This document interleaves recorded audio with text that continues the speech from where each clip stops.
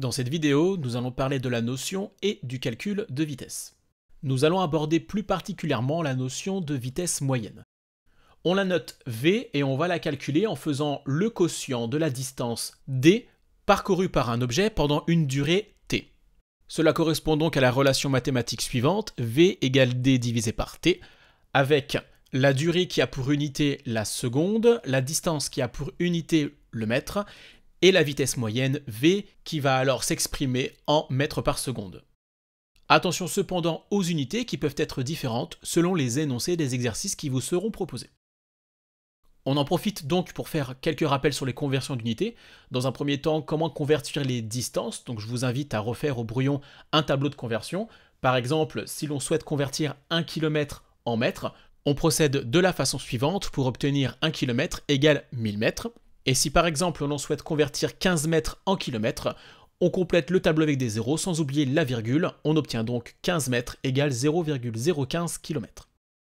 Pour convertir des durées, on rappelle que pour passer des heures en minutes puis des minutes en secondes, on multiplie par 60, alors qu'à l'inverse, pour passer des secondes en minutes puis des minutes en heures, on divise par 60.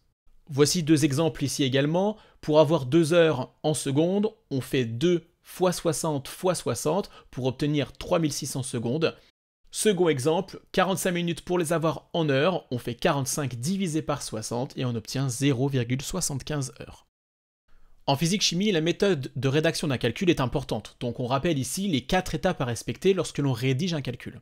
Première étape, on écrit l'expression littérale, c'est-à-dire que l'on va écrire la relation mathématique que l'on va utiliser uniquement avec les lettres. Ensuite, on va replacer les lettres par les valeurs, d'accord, les valeurs qui sont dans l'énoncé de l'exercice et qu'on a peut-être préalablement converties. Ensuite, troisième étape, on fait le calcul à la calculatrice pour écrire le résultat de l'opération. Et enfin, l'étape la plus importante, on n'oublie pas d'écrire l'unité directement après le résultat afin de donner du sens à notre calcul. Appliquons maintenant cette méthode à un exemple de calcul de vitesse moyenne. On vous demande par exemple de calculer la vitesse à laquelle se déplace une voiture qui parcourt 750 mètres en 46 secondes. Donc dans cet énoncé, je vous ai déjà mis en couleur les termes qui sont importants et qui vont nous être utiles pour résoudre cet exercice.